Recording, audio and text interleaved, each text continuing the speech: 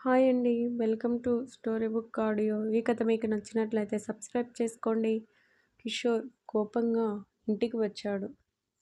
శ్రావణితో మనం కృతిని తీసుకొని మన ఊరు వెళ్ళిపోతున్నాం. నువ్వు వెళ్ళి తన బట్టలు సర్దేసేయ్ అన్నాడు. శ్రావణి ఏమైందండి? ఎందుకు అలా అంటున్నారు అని అడిగింది. కిషోర్ ఏం మాట్లాడకుండా చాలా కోపంగా కూర్చున్నాడు. కాలేజీ నుండి బయటకు వచ్చి కృతి రిషి కోసం వెతికింది. ఎక్కడా కనబడలేదు. తను దూరం నుంచి చూసింది రిషి తన తండ్రితో మాట్లాడడం. రిషికి ఫోన్కి కాల్ చేసింది. రిషి ఫోన్ లిఫ్ట్ చేసి హలో ఎవరు అని అడిగాడు. కృతి నేను, ఇది మా అమ్మ నెంబర్ అన్నది. రిషి హే నీ ఫోన్ ఏమైంది అని అడిగాడు. కృతి అది వానకు తడిచి పనిచేయట్లేదు కానీ నువ్వెక్కడా అని అడిగింది. రిషి నేను రూమ్కి వెళ్తున్నా. ఏం అనగానే కృతి నేను ఇంకా కాలేజీలోనే ఉన్నా. ఒకసారి మన పార్కుకి రా, నేను ఎంట్రన్స్లో ఉంటా అని కట్ చేసింది. ఈలోపు కృతికి కాల్ వచ్చింది వాళ్ళ నాన్న నుంచి. కృతి లిఫ్ట్ చేయగానే కృతి నువ్వు ముందు ఇంటికి రా అని సీరియస్గా ఫోన్ పెట్టేశాడు. కృతి మళ్ళీ రిషికి కాల్ చేసి నువ్వు మా నాన్నతో ఏం మాట్లాడావు అని అడిగింది. రిషి అరే పార్కు దగ్గరకు రమ్మన్నావుగా, వచ్చాక చెప్తా అన్నాడు. కృతి ఇప్పుడే మా నాన్న కాల్ చేశారు, ఎందుకో అర్జెంటుగా రమ్మన్నారు, నేను వెళ్తున్నా, మనం తర్వాత కలుద్దాం, నువ్వు మా నాన్నతో ఏం మాట్లాడావో అది చెప్పు అన్నది. రిషి ఏముంది, నన్ను నీకు దూరంగా ఉండమని వార్నింగ్ ఇచ్చాడు. నేను కుదరదు, అదే మాట నీకు చెప్పమన్నాను అన్నాడు. కృతి కంగారుగా అంతేనా, ఇంకేం లేదుగా అని అడిగింది. రిషి ఇంకేం లేదు అనేసి ఉంది అన్నాడు కూల్గా. కృతి ఇంకేముంది అని అడిగింది. నేను మీ నాన్నని ప్రేమతో మామయ్య అని పిలిచా అన్నాడు. కృతి పెద్దగా మామయ్య అని అడిగింది. రిషి వెనక నుంచి కృతి భుజం మీద చెయ్యి వేసి అవును డార్లింగ్ మామయ్య అన్నాను అనగానే కృతి రిషితో నువ్వు మీ రూమ్ దగ్గరలో ఉన్నా అన్నావు అన్నది.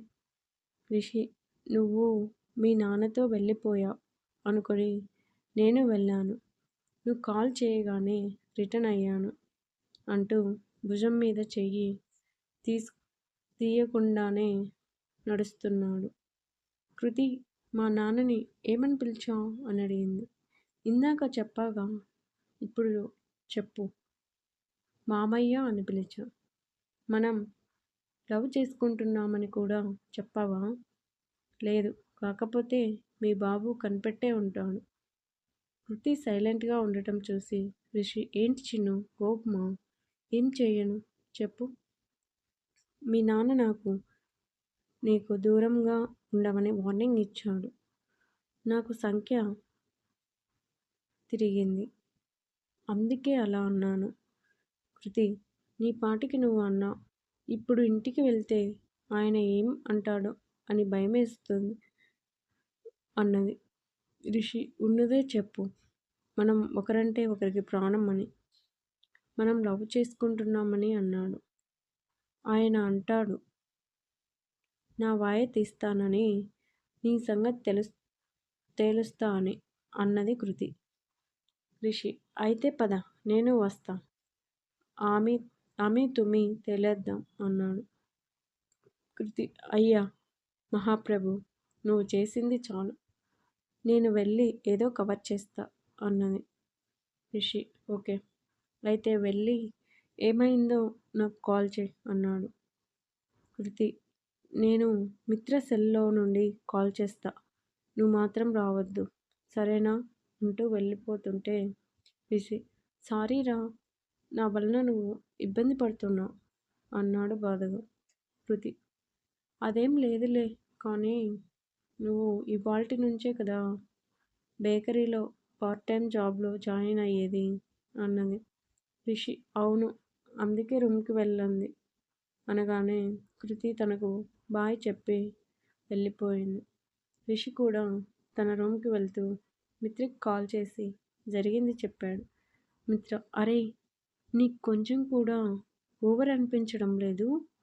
అంకుల్ని డైరెక్ట్గా వార్న్ చేయటమే కాక మామ అని పిలుస్తావా? ఇంక కృతిని తీసుకెళ్ళిపోతాడు షూర్ అన్నది. రిషి, ఆయనకు అంత సీన్ లేదు. అయినా నా డార్లింగ్ అలా కనపడుతుంది అమాయకంగా. నా పొట్టి చాలా గట్టిది. కావాలంటే చూడు ఆయనకు ఎలా నచ్చజెప్పుతుందో అన్నాడు. మిత్ర, నాకు ఒకటి మాత్రం ఆశ్చర్యం. ఎలారా? మీ ఇద్దరు ఒకరినొకరు అంతలా తెలుసుకున్నారు? నిన్న అది అంతే. నువ్వు ఖచ్చితంగా ఇంటికి రావు, కానీ కనిపెట్టి ఉంటావు అన్నది. నువ్వు అలాగే చేశా. చూద్దాం ఇప్పుడు కృతి ఏం చేస్తుందో. నేను ఇంటికి బయలుదేరాను. వెళ్ళాక నీకు మెసేజ్ చేస్తా.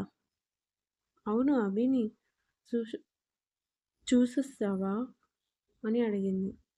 రిషి, ఎక్కడా? మా మామ వచ్చి నా మూడ్ అంతా ఖరాబ్ చేశాడు అన్నాడు. మిత్ర, సరే రేపు ముగ్గురం వెళ్దాం అనగానే రిషి, నేను ఇవాల్టి నుంచి పార్ట్ టైం జాబ్లో జాయిన్ అవుతున్నా. సండే వెళ్దాం. నువ్వు నాకు విషయం మెసేజ్ చేయి. మా మామ వెళ్ళాక కృతికి కాల్ చేయమను అని ఫోన్ పెట్టేశాడు. కృతి ఇంటికి వచ్చేసరికి ఇంట్లో అందరూ డల్గా ఉన్నారు. కిషోర్ చూపులతో భస్మం చేసేలా చూస్తున్నాడు.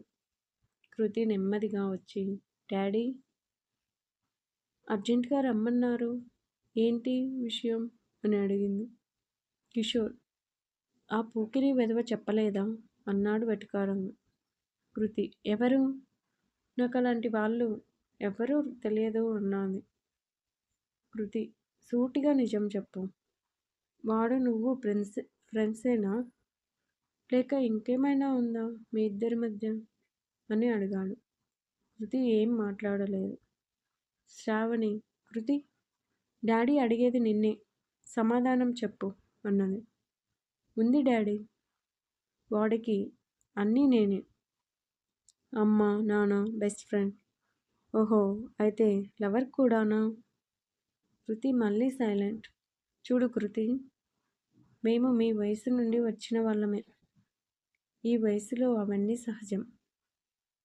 నువ్వు వాడికి ఎంత చనువు ఇస్తే వాడు నాతో అంత ధైర్యంగా మాట్లాడాడు.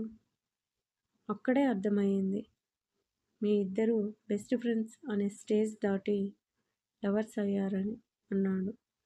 కృతి సైలెంట్గా ఉండటం చూసి శ్రావణి, ఏంటి కృతి, డాడీ చెప్పేది నిజమేనా? అతను నువ్వు లవర్సా? అందుకేనా నిన్ను ఇక్కడకు పంపింది అని అడిగింది కోపంగా. కిషోర్, మనం పంపితే ఇది రాలేదు.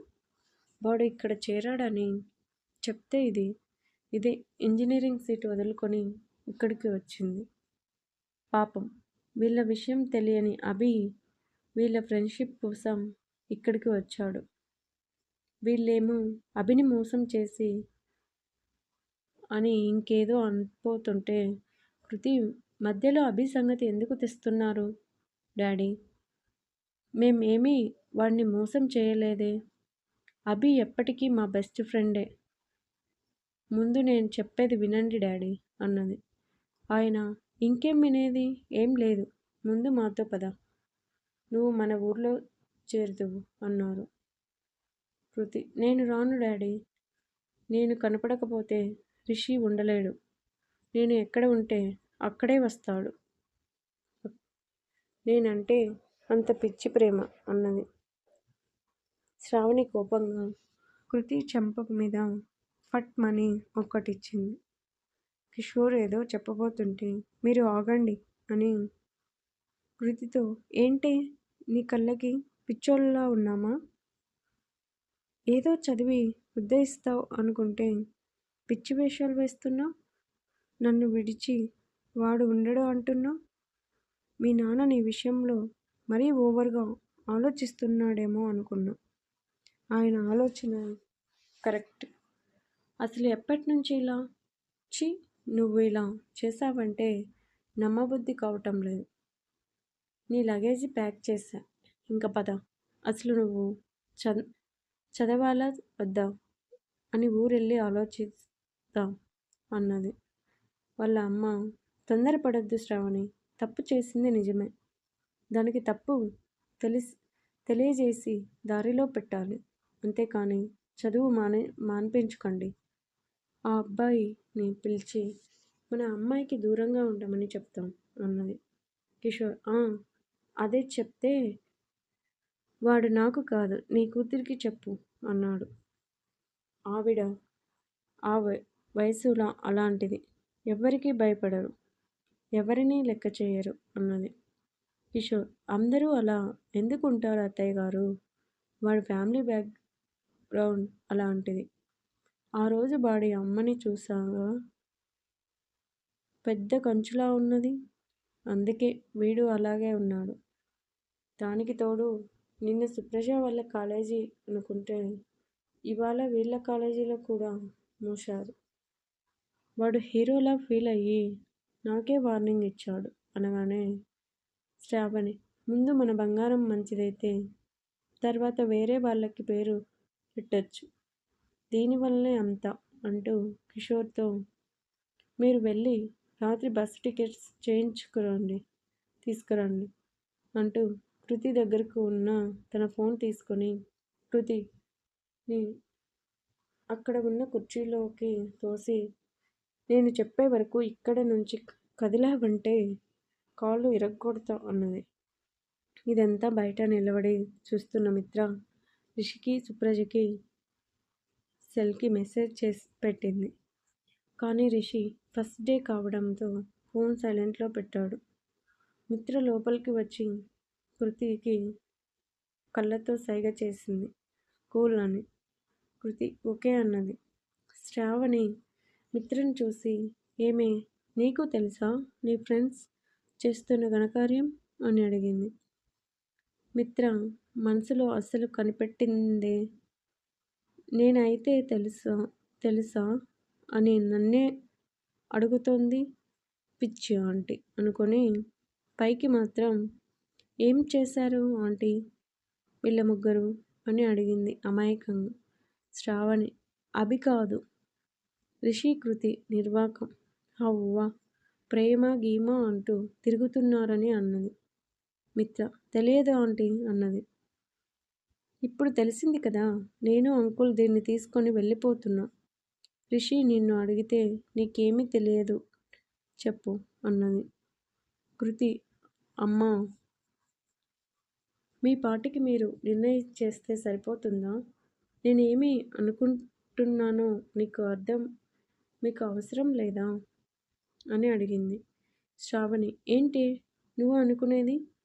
నాన్న ఏది చెప్తే అది ఫైనల్ అన్నది.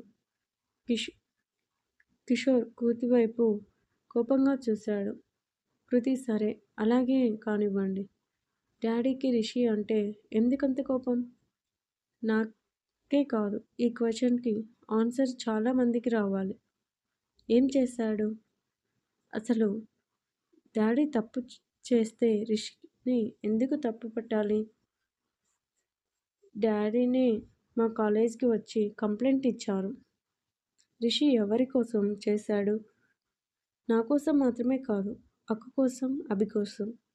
అదంతా మర్చిపోయి రిషిని తప్పు పట్టడమే కాక ఇప్పుడు నన్ను మీతో రమ్మంటున్నారు. ఇది ఎక్కడి న్యాయం అమ్మా? సరే ఓకే పదండి. ఇప్పుడు చెప్తున్నా, నేను వాడిని ప్రేమిస్తున్నా పిచ్చగా. నాకు రిషి అంటే ప్రాణం. నేను పెళ్ళంటూ చేసుకుంటే రిషిని. కానీ రిషికి తెలుసు నన్ను ఎప్పుడు ఎలా తీసుకెళ్ళాలో. అయినా ప్రేమ అంటే తప్పేంటి? మా ఇద్దరి గోల్స్ ఉన్నాయి. అవి కంప్లీట్ అయ్యే వరకు వెయిట్ చేస్తాం. మీరు నన్ను చదివించాక పోయినా పర్లేదు అన్నది. మీరు నన్ను చదివించకపోయినా పర్లేదు అన్నది. శ్రావణి అమ్మమ్మ ఇద్దరూ కృతి వైపు ఆశ్చర్యంగా చూస్తున్నారు. అమ్మమ్మ, ఏంటి కృతులు? నీకు ఇంకా పెళ్లి వయసు రాలేదు. నువ్వు ఇంకా ఏదో సాధించి పేరు తెచ్చుకుంటావు అనుకుంటే ఇలా మాట్లాడుతున్నావు అన్నారు. కృతి, లేకపోతే ఏంటి అమ్మమ్మ? మేం ఏం పరువు పోయి పని చేయలేదు. అసలు ఎందుకు నన్ను తీసుకెళ్ళటం? నువ్వే చెప్పు అన్నది. అప్పుడే లోపలికి వచ్చిన సుప్రజ ఆల్రెడీ మెసేజ్ చూసింది. ఏంటమ్మా, వాతావరణం వేడివేడిగా ఉంది అన్నది. శ్రావణి, అసలు నిన్ను అనాలి. నీకన్నా చిన్నది. బయట ఎలా ఉంటుందో ఏంటో తెలుసుకోవాల్సిన పని లేదా అని అడిగింది. సుప్రజ, ఇప్పుడు ఏమైంది? ముందు అది చెప్పండి అనగానే కిషోర్, ఆ రిషిగాడు నీ చెల్లి ప్రేమ గీమ అంటూ వేషాలు వేస్తున్నాడు. అదేంటే అంటే ఇది మాకే రివర్స్లో క్లాస్ పీకుతుంది. కాస్త నువ్వైనా గడ్డి పెట్టు దానికి. మాతో తీసుకెళ్తామన్నాడు. సుప్రజ ఆశ్చర్యంగా, ఎక్కడికి అని అడిగింది. శ్రావణి మన ఊరు అన్నది. సుప్రజ, అసలు చెల్లి ఏం తప్పు చేసింది అని ఇక్కడ నుంచి తీసుకెళ్ళాలి అని అనుకుంటున్నారు అన్నది. కిషోర్, శ్రావణి మొహమొహాలు చూసుకున్నారు. అప్పుడే రిషి ఫ్రీ అయి మొబైల్ తీసి మెసేజ్లో చూశాడు. మిత్ర వరుస మెసేజ్లు చూసి స్టన్ అయ్యాడు. వెంటనే రిప్లై ఇచ్చాడు. ప్రస్తుత పరిస్థితి ఏంటి అని. మీ వదిన ఎంటర్ అయ్యింది సీన్లోకి. ఫుల్ సపోర్ట్ మీకు అంటూ రిప్లై వచ్చింది. శ్రావణి, ఎందుకు అంటావేంటి తింగరదానా? ఇది చదువు. పక్కదారి పట్టించి ప్రేమ అంటూ తిరిగితే మన పరువు ఏమవ్వాలి అన్నది. సుప్రజ, అసలు నిన్న రిషి లేకపోతే మన పరువు నిన్నే పోయేది. అలాంటిది తన వలన మన పరువు పోదు. అయినా కృతిని అర్ధంతరంగా ఇక్కడి నుంచి మన ఊరు తీసుకెళ్తే మన చుట్టాలు ఇరుగు పొరుగు వాళ్ళు అడగరా? మీరు ఎంత కవర్ చేసినా వాళ్ళు అనుకునేవి అంటారు. కిషోర్, అందుకని దీన్ని ఇక్కడే వదిలి వెళ్ళమంటావా అని అడిగాడు కోపంగా. సుప్రజ, మీ ఇద్దరే ఈ విషయాన్ని పెద్దది చేసి అందరికీ చెప్తారు. పోనీ ఒక పని చేయండి డాడీ, మీరే ఇక్కడికి ట్రాన్స్ఫర్ పెట్టుకోండి. అందరం కలిసే ఉందాం. కృతిని మీరే చూసుకోవచ్చు. ఏమంటారు అని అడిగింది. వాళ్ళ అమ్మమ్మ అందుకుంటూ, నేను అదే అనుకున్నా. ఆ పని చేయండి. అందరం కలిసే ఉంటాం. అప్పుడు ఏ సమస్య ఉండదు అన్నారు. కిషోర్ శ్రావణి వైపు, ఏం చేద్దాం అని అడిగాడు. శ్రావణి, సరే మీరు ట్రాన్స్ఫర్కి అప్లై చేయండి. మీరు ఇవాళ వెళ్ళండి. సూర్య దిగులు పడతాడు. నేను 2 రోజులు ఆగి బయలుదేరుతా ఉన్నది. కిషోర్ సరే అన్నాడు. ఆయన వెళ్ళిపోయాడు. శ్రావణి కృతితో మాట్లాడడం లేదు. మిత్ర లైవ్ టెలికాస్ట్ ఆపటం లేదు. ఆ రోజు శ్రావణి కృతి పక్కనే పడుకుంది. రిషికి కృతి పరిస్థితి తెలిసి చాలా బాధపడ్డాడు. అంతా నా వల్లనే అనుకుంటూ నిద్రపోలేదు. 2 రోజులు ఉంటానన్న శ్రావణి వారం రోజులు అయినా వెళ్ళలేదు. కృతిని కాలేజీకి పంపలేదు. రిషి మిత్ర ద్వారా అన్నీ తెలుసుకుంటున్నాడు. కృతి సుప్రజతో, అక్క, మమ్మీ ఇంకెన్నాళ్ళు ఉంటుంది? తనని ఎలాగైనా పంపు అన్నది. సుప్రజ సరే అన్నది. ఆ రోజు ఈవినింగ్ సుప్రజ, అమ్మ, నువ్వు ఉండాలనుకుంటే ఉండు, అంతేకాని కృతిని ఎందుకు కాలేజీకి వెళ్ళనివ్వటం లేదు? అయినా తప్పు చేసింది నాన్న. అది నీకు అర్థం కాలేదా? అసలు చెల్లి ఏమీ చేయకుండానే హౌస్ అరెస్ట్ చేస్తే తర్వాత ఎటు శిక్ష అనుభవించా కదా అని మీరు అనుకున్నదే నిజం చేస్తుంది అన్నది. శ్రావణి ఆలోచనలో పడ్డది. మర్నాడు ఉదయం కృతికి జాగ్రత్తలు చెప్పి వెళ్ళిపోయింది. తను వెళ్ళగానే కృతి సుప్రజ ఫోన్ తీసుకొని రిషికి కాల్ చేసింది. రిషి డల్ వాయిస్తో చెప్పు సుప్రజ, కృతి ఎలా ఉంది అని అడిగింది. కృతి నేనే రిషి అన్నది. రిషి హ్యాపీగా ఎన్నాళ్ళు అయినట్లు ఉంది చిన్ను, మీ అమ్మ వెళ్ళారా అని అడిగాడు. కృతి అందుకేగా కాల్ చేశా, ఇవాళ కాలేజీకి వద్దు, ఇంకెక్కడికైనా వెళ్దాం అన్నది. రిషి సరే, నేను శ్రీకాంత్ బైక్ తీసుకొని మన పార్కు దగ్గర వెయిట్ చేస్తూ ఉంటా, కాలేజీ టైం కల్లా అక్కడికి రా అన్నాడు. కృతి సరే అని రెడీ అయ్యి మిత్ర సుప్రజలతో పార్కు దగ్గరకు వచ్చింది. రిషి అప్పటికే వచ్చి బైక్ మీద స్టైల్గా కూర్చొని కృతి కోసం ఎదురు చూస్తున్నాడు. కృతిని దూరం చూసి హ్యాపీగా ఫీల్ అయ్యాడు. పక్కనే ఉన్న మిత్ర సుప్రజలను చూసి కొబ్బదీసి వీళ్ళు మాతో రారుగా కదా, అయినా నా డార్లింగ్ని అనాలి, పానకంలో పుడకల్లా వీళ్ళని తీసుకొస్తుంది అనుకొని వాళ్ళు దగ్గరకు రాగానే పళ్ళు ఎగిలిస్తూ ఏంటే మిత్ర, బ్రేక్ఫాస్ట్ అయ్యిందా అని అడిగాడు. మిత్ర రేయ్, మమ్మల్ని తిట్టుకుంటున్నావని అర్థమయ్యింది, కానీ మరీ ఓవర్ చేయి అన్నది. రిషి అబ్బే, నువ్వేమో బెస్ట్ ఫ్రెండ్, తనేమో వదిన, మిమ్మల్ని ఎందుకు తిట్టుకుంటాను అన్నాడు. సుప్రజ అయ్యా మరిదిగారు, రోడ్డు మీద కాకుండా అలా గుళ్ళోకి వెళ్ళి మాట్లాడుకుందాం పదండి అన్నది. రిషి సరే, నేను బండి పార్కు చేసి వస్తా, మీరు పదండి అన్నాడు. వాళ్ళ ముగ్గురు ముందుకు వెళ్ళారు. సుప్రజ మిత్ర దేవుడి ప్రదక్షిణలు చేయటానికి వెళ్తున్నారు. కృతి మాత్రం రిషి కోసం బయటే ఆగింది. రిషి రాగానే కృతి చేయి పట్టుకొని ఈ వారం రోజుల్లో ఎంత మిస్ అయ్యానో అన్నాడు. కృతి నేను కూడా బంగారం అంటూ లోపలికి వెళ్ళారు. దర్శనమయ్యాక నలుగురు ఒకచోట కూర్చున్నారు. మిత్ర అదయ్యా సుబ్బారావు సంగతి, నీ పాటికి నువ్వు అనుకున్నవన్నీ చేసేస్తావు, అవతల వాళ్ళకి ఎంత ఇబ్బంది అనేది ఆలోచించు. సుప్రజ అక్క కల్పించుకోబట్టి కృతిని వదిలి వెళ్ళారు. ఆంటీ వాళ్ళు లేకపోతే ఈ పాటికి నీకోసమే ఈ అన్వేషణ, నీ దశలో ఈ ఆలాపన, ఎడబాటు రేపిన హృదయ వేదన అని నువ్వు నేను సినిమాలో పాట పాడుకుంటూ ఉండేవాడివి. రిషి అవునా, అలా పాడాలా అని సుప్రజ వైపు చూసి నవ్వాడు. సుప్రజ కూడా నవ్వుతూ అంత అవసరం రాలేదులే మిత్ర, ఎందుకంటే రిషి ప్లానే నేను అమలు చేశా, తను చెప్పమన్నదే నేను చెప్పా మా అమ్మ నాన్నకి అన్నది. మిత్ర కళ్ళు తిప్పుతూ అబ్బో సూపర్ అన్నది.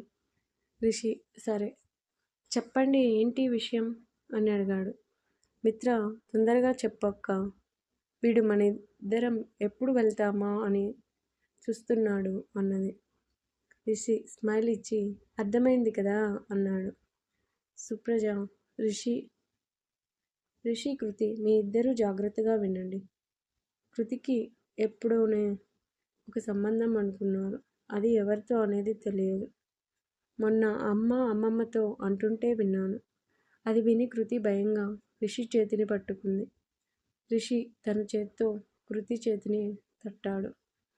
సుప్రజ కంటిన్యూ చేసింది. రిషి నీవంటే నాన్నకి అస్సలు ఇష్టం లేదు, ఆయన ఎటువంటి పరిస్థితుల్లోనూ మీ పెళ్ళికి ఒప్పుకోడు, నాన్నకి ఇష్టం లేకుండా అమ్మమ్మ మీకు సపోర్ట్ చేయరు, అందుకే నేను ఒకటి అనుకుంటున్నా, కృతిని నెక్స్ట్ వీక్ 18 సంవత్సరాలు వస్తాయి, మీ ఇద్దరూ పెళ్లి చేసుకోండి, నేను మిత్ర అభి మీకు దగ్గర ఉండి పెళ్లి చేయిస్తాం అన్నది. రిషి వెంటనే మీ నాన్న చేయిస్తాడు నా పెళ్ళి పోలీసులతో అన్నాడు. కృతి అక్క మేము ఇంకా చిన్నవాళ్ళమే. నాకు రిషి మీద ఇష్టం కొత్తగా ఇప్పుడు వచ్చింది కాదు. తనకు అంతే. అలా అని పెళ్లి వయసు కాదు. నాన్న నాకు ఇష్టం లేకుండా ఎలా పెళ్లి చేస్తాడు? అంతవరకు వస్తే అప్పుడే ఆలోచిస్తా. నువ్వు మిత్ర మాతో ఉండటం మా అదృష్టం. ఇంకో విషయం, అభికి నేను టైం చూసి మా విషయం చెప్తాను. వాడు నా ద్వారా తెలిస్తేనే సంతోషిస్తాడు. మేం ముందు సెటిల్ అవ్వాలి, తర్వాతే ఏదైనా అన్నది రిషి. అవును సుప్రజ, కృతి చెప్పింది కరెక్ట్. అంతగా తెగేదాకా వస్తే నేనేంటో అప్పుడు చూపిస్తా అన్నాడు మిత్ర. అవును అక్క, వీళ్ళు చెప్పేది నిజమే.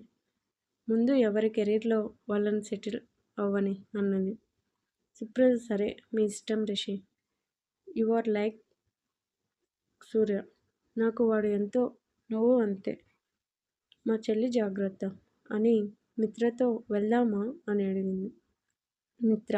సరే అక్క అని కృతికి రిషికి బాయ్ చెప్పి వెళ్ళిపోయింది.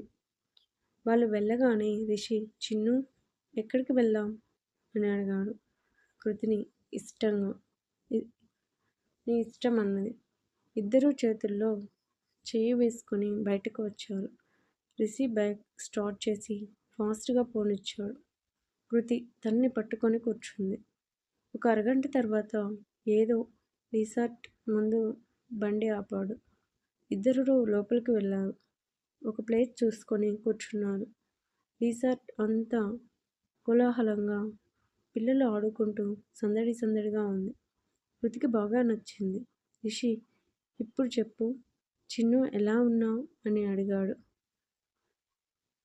కృతి, నువ్వు ఉండగా నేను బాగా ఉంటాను అన్నది. మీ అమ్మ కొట్టిందా అంట. నా వల్లే కదా అని కృతి బుగ్గలు నిమిరాడు.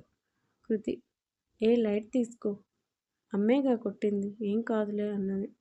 అవును, ఎలా ఉంది నిజం అని అడిగింది. పర్లేదు, ఏదో ఉంది సోదిగా. అదేంటి అంత నీరసంగా చెప్తున్నావు? బిల్ ఎంటర్ చేయటం అంటే చేరా. కానీ ఇప్పుడు ఎవరైనా తిని వదిలేసిన ఆ ప్లేట్స్ అవి కూడా తీయమంటున్నాడు ఓనర్.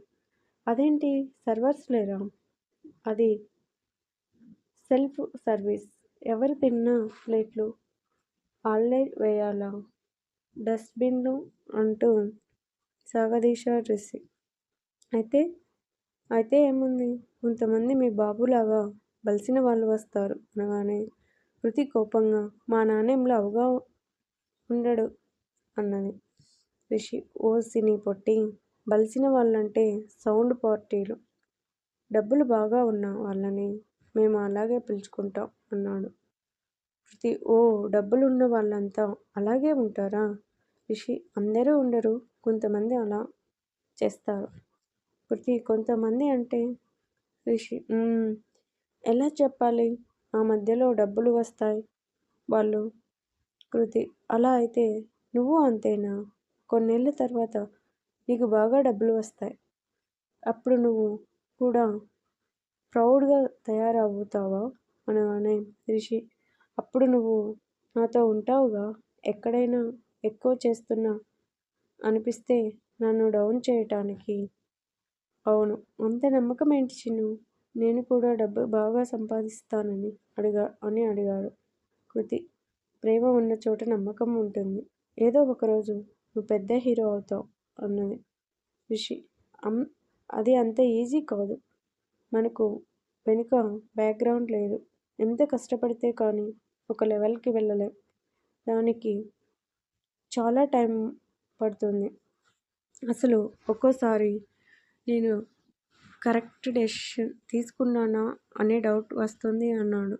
కృతి, హలో మాస్టర్, బ్యాక్గ్రౌండ్ ఉన్నప్పటికీ అంత ఈజీగా రాదు. వాళ్ళని నిరూపించుకోవటానికి బాగా కష్టపడ్డారు మన తెలుగు హీరోస్. అలాగే ఏ బ్యాక్గ్రౌండ్ లేకపోయినా కష్టపడి ఇండస్ట్రీకి ఏలిక వాళ్ళు ఉన్నారు. నువ్వు ఇప్పటి నుంచే అలా డల్ అవ్వకు. అసలు ప్రయత్నం మొదలుపెట్ట పెట్టకుండా ఫలితం గురించి ఎందుకు ఆలోచిస్తున్నావు? నీకు 3 ఇయర్స్ టైం ఉంది. నీకు అవసరమైతే ఫ్రేమ్స్లో శిక్షణ తీసుకో. చివరి వరకు ట్రై చేయి. నేను ప్రతి అడుగులో నీ వెంట ఉంటా అన్నాను. రిషి రిషి నువ్వు అలా బూస్ట్ అప్ చేయి. నేను దూసుకెళ్తా అన్నాడు. కృతి నవ్వుతూ ఇంకొకటి చెప్తా విను. మనకు చేసే పని కరెక్ట్ అనిపించి ఎవరికి హాని చేయనిది అయితే మనం ఆ పనిని ఆనందంగా చేయాలి. Dignity of labour. చేసే పనికి పెద్ద పని, చిన్న పని అనే తేడా ఉండకూడదు. ఎటువంటి పని చేశాం అని కాదు. ఎంత తక్కువ స్థాయి పని అయినా ఎంత బాగా చేశాం అనేదే ముఖ్యం. ఈరోజు నువ్వు ఆ బేకరీలో అకౌంటెంట్ అయినంత మాత్రాన ఎవరో తిన్న ప్లేట్లు తీస్తే నీ స్థాయి ఏమీ తగ్గదు. ఏమో ఫ్యూచర్లో నువ్వు పెద్ద స్టార్ అయ్యాక అప్పుడు ఇలాంటివి నీకు గుడ్ మెమరీస్గా గుర్తు ఉంటాయి. సో ఇక నుంచి వాళ్ళు ఏం పని చెప్పినా ఫీల్ అవ్వకుండా చేయి. అలా అని వాళ్ళు నీకేమీ కష్టం కలిగే పనులు చెప్పరులే అన్నది రిషి. చిన్ను నీకెలా తెలుసు ఇదంతా బుడి? అందుకే నువ్వంటే నాకు ప్రాణం. నువ్వు లేకపోతే అసలు నేను ఏమైపోయేవాడినో అంటూ కృతికి దగ్గరగా జరిగి నడుం మీద చెయ్యి వేసి కూర్చున్నాడు. కృతి ముందు నడుం మీద చెయ్యి తీ అన్నది. వేసింది తీయటానికి కాదు అంటూ చేత్తో నడుముని గిల్లాడు. కృతి రిషి నువ్వలా చేస్తే నేను వెళ్ళిపోతా అంటూ పైకి లేచి పరిగెత్తింది. రిషి కూడా తన వెనకే వెళ్ళాడు. కృతి నవ్వుతూ రిషి కన్నా ఫాస్ట్గా వెళ్ళి అక్కడ చాలామంది జనాలు నిల్చొని ఏదో చూస్తుంటే అక్కడ ఆగింది. రిషి తనని చూసి ఇటురా అని సైగ చేశాడు. కృతి రాను అంటూ సైగ చేసి జనంలో ముందుకు వెళ్ళింది. తను ఆ రోజు వైట్ కలర్ డ్రెస్ వేసుకుంది.